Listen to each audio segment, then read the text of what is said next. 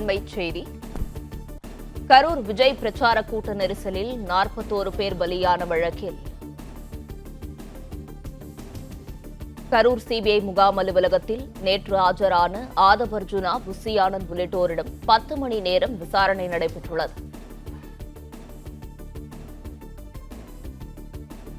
இது குறித்தான கூடுதல் விவரங்களோடு இணைகிறார் செய்தியாளர் கதிரவன். கதிரவன், வணக்கம். விவரங்களை பகிரலாம்.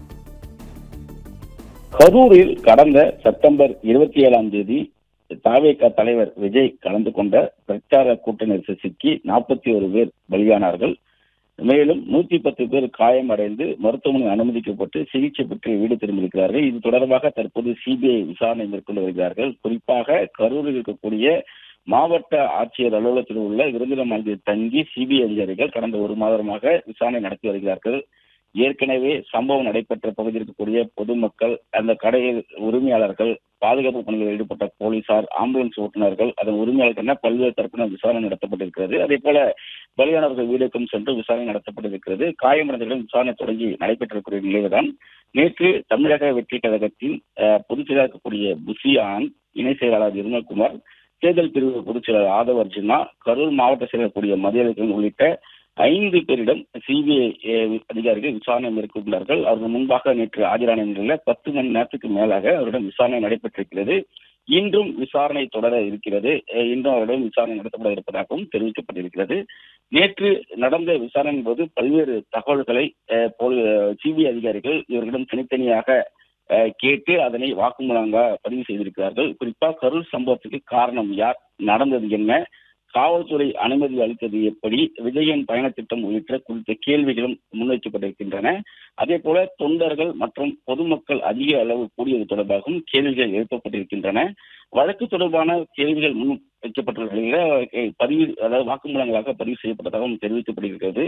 குறிப்பா கரூர் பிரச்சார கூட்ட நெரிசலில் இந்த 41 பேர் பலியான சம்பவத்துல 27ஆம் தேதி பிரச்சாரத்தில் நடைபெற்ற சம்பவம் குறித்து சரமாரியாக கேள்விகள் எழுப்பப்பட்டதாகவும், ஏற்கனவே காவல்துறையிடம் பெறப்பட்ட தகவல்களை வைத்து இந்த கேள்விகள் முன்வைக்கப்பட்டதாகவும் தெரிவிக்கப்பட்டிருக்கிறது. குறிப்பா கரூரில் விஜய் பேசுவதற்கு பிற்பகல் 3 மணிலிருந்து 10 மணி வரைக்கும் அனுமதி பெற்றுவிட்டு நண்பகல் 12 மணிக்கு விஜய் பேசுவார் என அறிவித்தது ஏன் என புசி ஆனந்திடமும் மற்ற நிர்வாகியிடம் கேள்விகள் முன்வைக்கப்பட்டிருக்கிறது.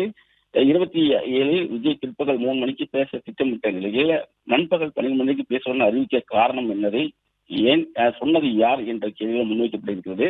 அதே போல சென்னையிலிருந்து நாமக்கலுக்கு பிறகு கரூர் சென்ற விஜயின் பயணத்திட்டத்தை வடிவமைத்தது யார், நண்பகல் 12 மணிக்கு என அறிவித்துவிட்டு தவேக தலைவர் விஜய் அவர்கள் இரவு 7 மணிக்கு வர காரணம் என்ன, அதிகம் கூட்டத்தை காட்ட வேண்டும் என்பதற்காக விஜய் வேண்டுமென்றே தாமதமாக வந்தாரா, அதிக கூட்டம் இருப்பதால் திட்டமிட்ட இடத்திற்கு முன்பே விஜய் பேசுமாறு தவேக நிர்வாகிடம் போலீஸ் அதிகாரி கூறினார்களா, போலீசார் அறிவுறுத்தியும் பெரும் கூட்டத்திற்குள் பேருந்தை கொண்டு செல்ல உத்தரவிட்டது யார், எதற்காக அங்கு கொண்டு செல்லப்பட்டது போன்ற கேள்விகளாம் முன்வைக்கப்பட்டிருக்கிறது. அதே போல விஜய் பேசிக் கொண்டிருந்த போதே ஆம்புலன்ஸ் வந்த நிலையில உண்மை நிலவரம் விஜயிடம் எடுத்து கூறப்படவில்லையா, கூட்டத்தில் பலர் மயங்கி விழுந்த நிலையில தண்ணீர் பாட்டிலை விஜய் வீசி இருந்த பிறகும் தொடர்ந்து பேசியது ஏன், கரூர் தவேக பிரச்சார கூட்டத்திற்கு எந்தெந்த மாவட்டத்திலிருந்து தொண்டர்கள் வந்திருந்தார்கள் என்ற கேள்விகளாம் முன்வைக்கப்பட்டிருக்கிறது.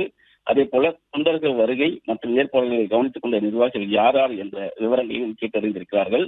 சிபிஐ சரமாரியாக கேள்வி எழுப்பிய நிலையில செய்தியாளர் சந்திப்பின் போது கூறிய தகவல்களை அந்த நிர்வாகிகள் பதிலாக அளித்ததாகவும் தகவல்கள் கிடைக்கப்பட்டிருக்கின்றன. அதே போல கலவரம் ஏற்படுத்தியதாக கூறப்பட்ட தகவல் குறித்தும் தாக்குதல் நடத்தியது குறித்தும் தவேக நிர்வாகிகள் தொடர்பாக தகவல் தெரிவிக்கப்பட்டதாகவும் குறிப்பிடப்பட்டிருக்கிறது. இன்றும் அவர்கள் விசாரணைக்கு ஆஜராக இருக்கிறார்கள். இன்றும் விசாரணைகளை அவர்களிடம் தகவல்கள் சேகரிக்கப்பட்டு அதிகம் வாக்குமூலமாக பதிவு செய்யப்படும் என்றும் தெரிவிக்கப்பட்டிருக்கிறது. நேற்று இரவு நள்ளிரவு வரை 10 மணி நேரமாக இவர்களிடம் விசாரணை நடத்தப்பட்டதாகவும் காவல்துறை தரப்பில் தெரிவிக்கப்பட்டிருக்கிறது.